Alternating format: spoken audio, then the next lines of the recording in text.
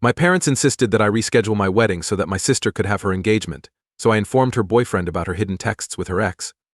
My parents are threatening to cut me off. I've been thinking about this for a long and could really use your feedback. I am 28 years old and have been engaged to my boyfriend Jake, who is 30 years old, for around 8 months. We've been planning our October wedding, and everything was going smoothly until last week, when my parents dropped a bombshell on us. For background, I have a younger sister, Mia, who is 25. She has always been the favored child in our family. She has been dating her lover, Tom, 26M, for nearly 2 years. My parents have always adored Mia and treated her like royalty in almost every facet of our lives. I don't want to seem bitter, but I've always felt like there were areas where I excelled more than Mia, but I never received recognized. For example, in high school, I was a straight A student and played volleyball, whereas Mia was a cheerleader. Her accomplishments somehow surpassed all of mine. Don't get me wrong, I realize cheering deserves the same recognition as other sports. But would it have killed my parents to be as enthusiastic about my events? It's safe to say that I grew accustomed to my absent parents and learned to expect little from them. As a result, I distanced myself from Mia. My immature self blamed her for everything, even though I knew she wasn't to blame. My perspective on everything changed only after I met Jake, the love of my life, in college. He helped me realize that I was deserving of love and attention, just like everyone else. Jake taught me that I was unique in my own way, and if others didn't recognize my accomplishments, it was their loss. I also realized that it was unfair to place all of the responsibility on Mia when it was actually our parents' fault, so I decided to make an effort to reestablish our remaining sisterly bond. I began checking in with her more frequently and letting her know she could chat to me about anything. Naturally, she was cautious at first. However, she finally got more comfortable opening up to me. We would discuss nearly anything, no matter how silly or serious it was. Even if our interests and life choices differed slightly, I was pleased that our connection was gradually improving, and it felt as if we were finally becoming the sisters we had always wanted to be. In fact, when Jake eventually proposed to me, she was the first to know. She was just as happy as I was, and she couldn't wait to help me organize my wedding. Everything seemed to be going so well at the time. That's why I was utterly taken off guard when my mother called last Wednesday. The call began simply enough. Mom inquired about wedding preparations, which was unusual as she had previously exhibited little interest. I should have known something was up. After a few minutes of small conversation, she got to the point. Mia and Tom have decided to get engaged. I was overjoyed when she said these words. My sister was set to marry what could be better. But then I remembered what my mother had said about becoming engaged. That threw me off slightly. I asked Mom what she meant, and she said Mia had informed her that Tom had been hinting at her about proposing, as well as asking her about her ring size and telling her to buy a new dress, among other things. While these were rather clear signals, Mia had a penchant of romanticizing everything and making things appear greater than they were. I didn't want Mia to have great expectations just to be disappointed. I asked Mom whether she was really certain that Tom was proposing, and she responded yes. I expected the call to stop here, but there was another surprise in store for me. But this time I was not going to be satisfied. My mother begged me to cancel my wedding because Tom and Mia had become engaged. I was stunned. I asked her for clarification, believing I had misunderstood. But no, she was completely serious. Cancel the wedding? Jake and I had waited 10 months because we wanted to have the wedding of our dreams and were unwilling to compromise on anything. We had already put down payments with the caterers and other businesses. Moving everything back a year would result in enormous financial losses, not to mention the trouble of rescheduling everything. I'm not sure what came over Mom and Dad, but when we were short on finances for the venue, they offered to pay for it. I suspected they did it to compete with Jake's parents, but I was too preoccupied with my parents' renewed interest in my life to notice their vengeful character. But wait, that's not the worst part. You haven't heard why I should postpone my wedding for an alleged engagement. Mom went on to say that Mia wanted to be the focus of attention for a year with her engagement images and social media announcements. I was completely confused. Who makes their sister cancel her wedding and lose money over something so trivial as social media? I tried to argue with Mom, telling her that I would not post anything about my wedding anywhere, but she insisted that if I didn't agree to postpone, they would withdraw all of the money they had pledged for the wedding. At this point, they were essentially blackmailing me because their beloved kid was an attention seeker. I informed my mother that this was foolish and unfair. We battled for a while, with her maintaining that I was being selfish and insensitive to Mia's feelings. I kept asking her about my feelings, but she only told me that if I went forward with it, they would not pay for the venue. I was outraged. I did not deserve this. I'd spent my entire life making sacrifices for Mia, and now, just as I was ready to experience the day of my dreams, it was taken away from me as well, out of sheer exasperation and rage. I did something I never imagined I'd do. I contacted Mia's fiancé Tom to tell him something about her that he didn't know. When everything was perfect, Jake and I went on a double date with Mia and Tom. It was one of those rare instances when we all had time to spend together. And I recall feeling genuinely delighted. We laughed and told stories, and for once, everything seemed great. Mia and I took a break during the evening to use the restroom. While we were applying cosmetics, Mia handed me her phone to hold while she cleaned her hands. Suddenly, a text message appeared on the screen. Mike asked whether they might meet again. My heart skips a beat. I was aware that Mia had dated a guy named Mike in the past, but I assumed he was no longer involved. I couldn't resist asking who Mike was and why he wanted to meet again. Mia immediately became squirmy. She tried to dismiss it, stating it was just an old buddy reaching out. However, I could see the anxiety in her eyes. So I asked again whether there was anything going on between her and Mike. She responded that there had been some messaging back and forth, but nothing significant. When I inquired if Tom knew about it, she simply stated that he didn't need to, because it was nothing, and rolled her eyes. I know it's none of my concern what my sister does, but Tom appeared to be a nice guy who adored Mia. So I just couldn't get rid of the uneasy sensation. I let it go, because Mia subsequently told me that she was no longer talking to her ex. When Mia tried to take my happiness away from me, my brain went berserk, and when I phoned Tom, I told him everything about the text I had read that day. And if that wasn't enough, I warned him he should keep an eye on his girlfriend. Looking back, I realized this was a mistake. Not telling Tom the truth, of course, but how I did it. But it's too late now. 2 days after I spoke with Tom, I received another call from my mother, and let's just say, I was relieved that I wasn't in her presence. She was shouting like a maniac, like if a calamity had occurred or something. But then her words struck me. I had made a major error. Tom apparently called Mia and said they needed to chat. Mia, who thought she was about to be engaged, got all dressed up. But when she arrived, she was confronted by a furious Tom. He informed her of what I had said and inquired whether it was true. Mia initially denied it, but Tom eventually asked for her phone. Then she became protective, telling him to believe her. Tom ultimately ended his relationship with Mia. My parents would never forgive me for this. Mia was cursing me in the background, and Mom was shouting at me as well. I kept apologizing and explaining that I only did it because they said I had to cancel my wedding, which I had put a lot of effort into. Then my father decided to withdraw the money they had put in for the venue. At that point, I felt as if I had lost everything. My parents, Mia, and any chance of a wedding. I was sure Jake would have been upset with me after hearing what occurred. I tried to call Mia and chat to her about it, but she didn't answer or notice my texts. Jake was on a business trip at the time, so he had no idea our wedding was imperiled, in part due to me. The stress was intense, and I felt bad about ruining Mia's relationship, even if it wasn't totally my responsibility. After Jake returned from his business vacation, I finally told him everything. To my relief, he was quite supportive and promised me that we would work things out together. He made me realize that I was merely being honest, and that I should have done so even earlier. Jake and I decided to go ahead with the wedding, even if it meant cutting back on expenses. We began pondering methods to save money. We reached out to friends and family, explaining the situation and requesting assistance. To our amazement, one of Jake's friends came to our rescue and used one of his contacts to find us an excellent yet reasonably priced venue. We only have to postpone the wedding a bit longer, which is fine with me considering the current situation. Throughout everything, I kept trying to contact my parents. Now that I'm writing this, I wonder why I did it, but at the time I was so afraid of disappointing my parents, and the guilt was eating me alive. But they remained obstinate. They refused to attend my wedding if it proceeded as planned. The wedding planning continued, and despite the challenges, things began to fall into place. However, we discovered that several of my family are SVPs who would not be going, or did not answer at all. I didn't have to be Sherlock Holmes to deduce that the news had spread. According to one of my aunts, Mom and Mia portrayed me as a soap opera villain who couldn't accept her sister's happiness and lied to ruin it. They also changed the story, telling everyone that Mia was already engaged and about to marry, but later on, I got engaged and wanted everyone's attention on me. It was one thing to ignore me, but another to lie about my character. By this time, I'm simply tired. I wanted to have a wedding where I looked and felt my best, but after everything had happened, I simply couldn't. At the same time, I can't let my parents control me like they've done for the rest of my life. They blame me for wrecking Mia's life and accuse me of being envious and vengeful. Mia is devastated. She hasn't spoken to me since the incident, and I can't help but feel bad, while knowing what I did was correct. So AITA, I am asking you to not postpone my wedding and inform Mia's boyfriend about her adultery. Update 1.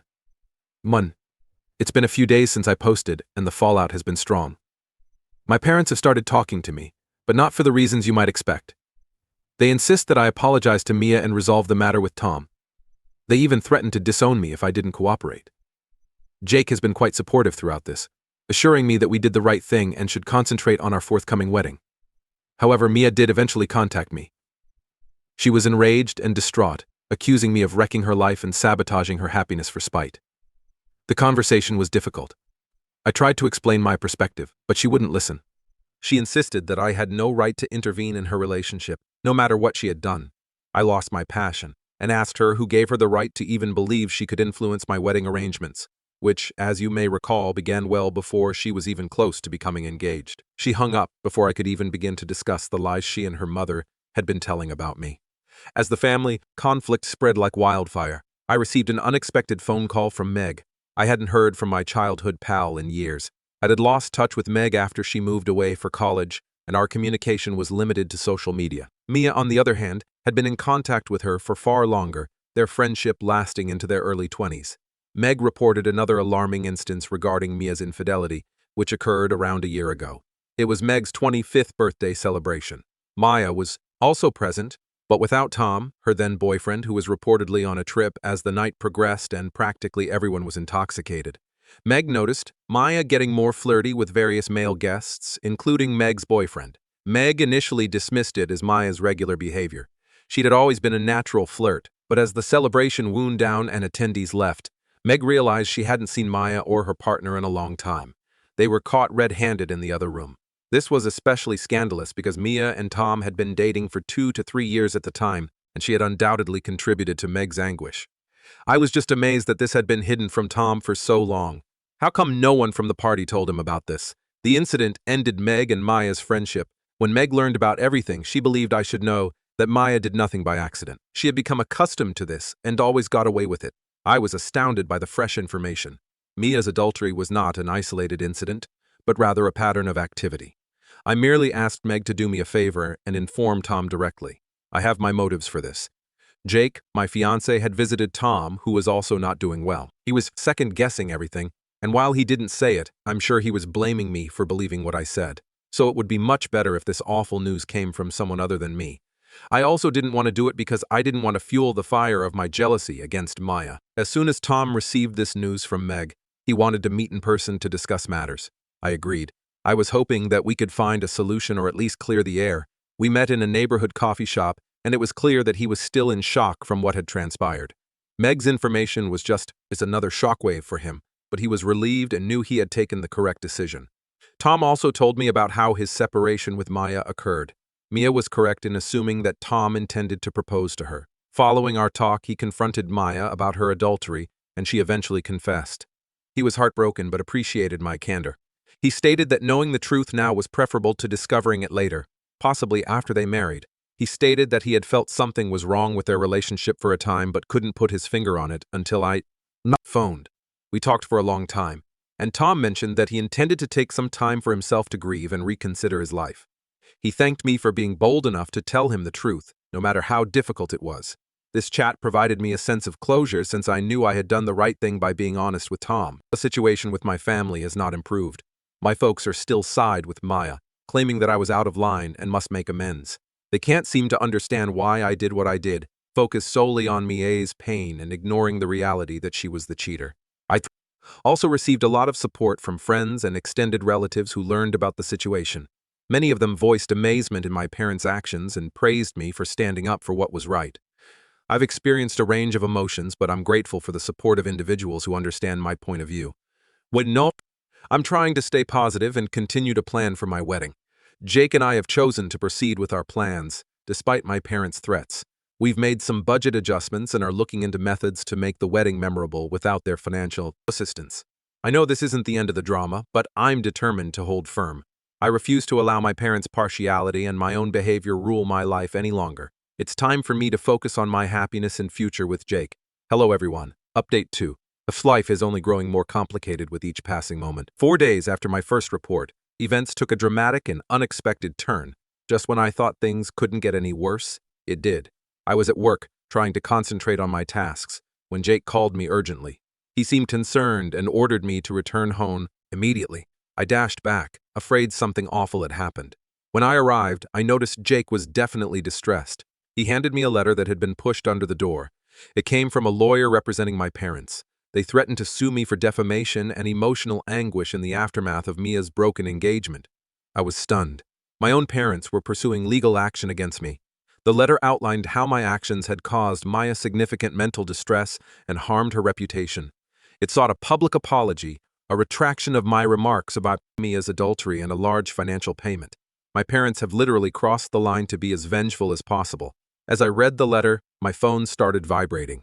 It was Maya. She kept phoning, so I finally picked up, hoping for some answers. Mia's voice was a mix of fury and despair. She yelled at me, claiming that I had destroyed her life and that she had nothing left.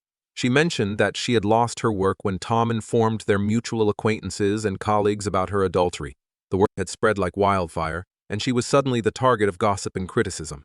She was regarded problematic, which led to her dismissal.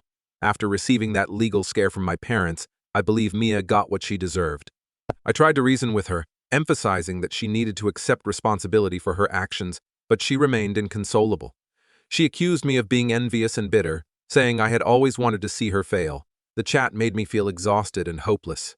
Jake and I spent the remainder of the evening contemplating our alternatives. We couldn't afford to enter into a court battle with my parents, but we also couldn't allow them to bully us into submission.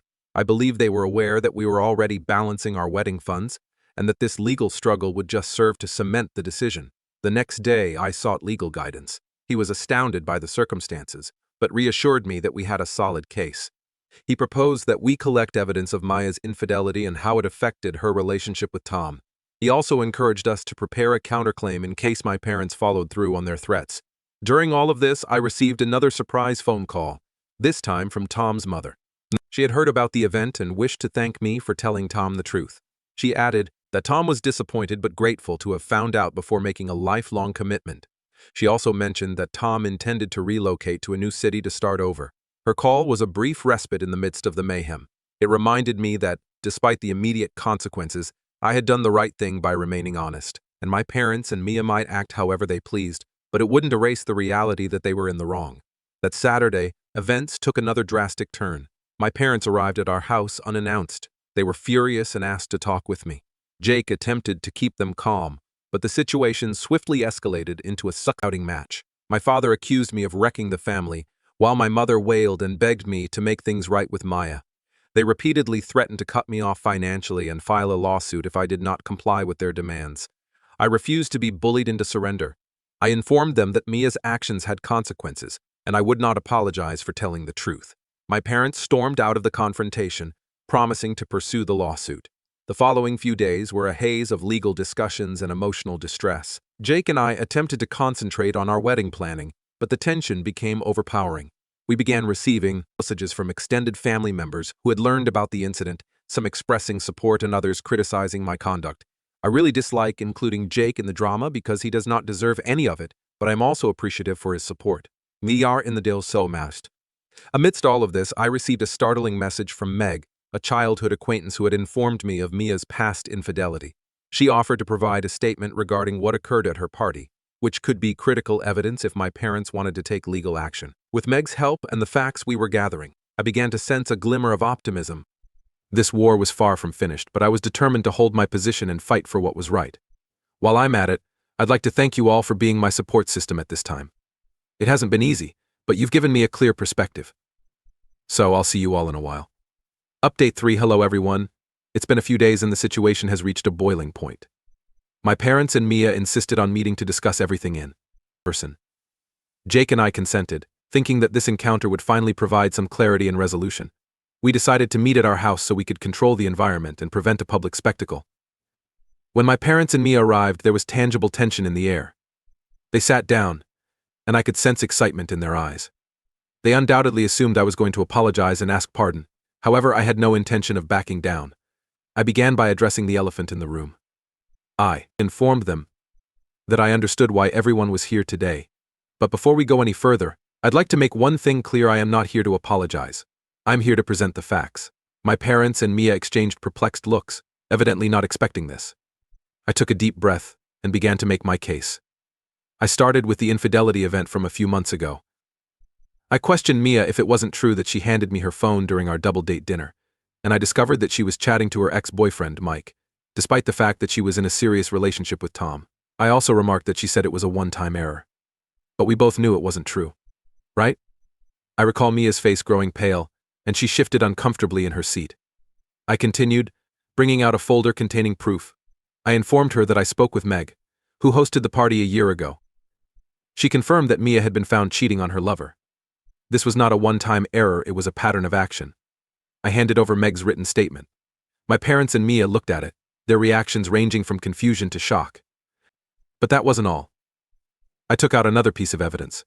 Mia had no idea I had text conversations from her to Meg in which she confessed to infidelity and begged Meg not to tell Tom.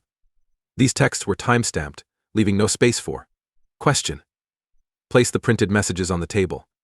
My mother gasped, and my father's face flushed with rage, albeit this time it appeared to be directed at Mia rather than me. Then there was Tom's statement and the letter. He explained how he confronted Mia following our talk, and how you eventually confessed. He also described the emotional toll her adultery had on him, which influenced his decision not to propose. My folks were speechless. They stared at the records in front of them, unable to argue against the overwhelming evidence. Mia's eyes flooded with tears. But she said nothing, well aware of the gravity of the situation. We will then discuss the lawsuit. I firmly informed my parents that they had threatened to sue me for slander and emotional anguish. However, based on the data, it is evident that what I claimed was correct. They had no legal footing to stand on. In fact, if they continued to pursue this, I had a solid case for a suit. The room was silent. My parents and Mia were visibly surprised as they processed the truth of the situation. I felt relieved after so long. I knew I had finally stood up for myself. I told Mia for the final time that I wasn't doing this out of spite or jealousy. I did this because it was the correct thing to do. Mia's actions have consequences, and it is time for her to accept responsibility. And as for my wedding, my message was simple, it was going on as scheduled. Jake and I will marry, whether or not they support us, and we will not allow anyone ruin our happiness. I stood up, marking the end of the conversation, hoping that this may be a watershed moment for all of us. I walked out of the room with a sense of closure. I knew there would be more problems ahead, but for the first time in a long time, I felt in control of my own destiny. My parents and Mia can go with their lawsuit. But they now understand that I will be addressing them head-on, and nothing good will come of it. As Jake and I embark on our new life, the support of our friends and extended family keeps us going. We knew the journey to healing with my family and sister would be long and painful, but we were prepared to tackle it together. In the end, standing up for myself and doing the right thing provided me with the peace I had been seeking for so long.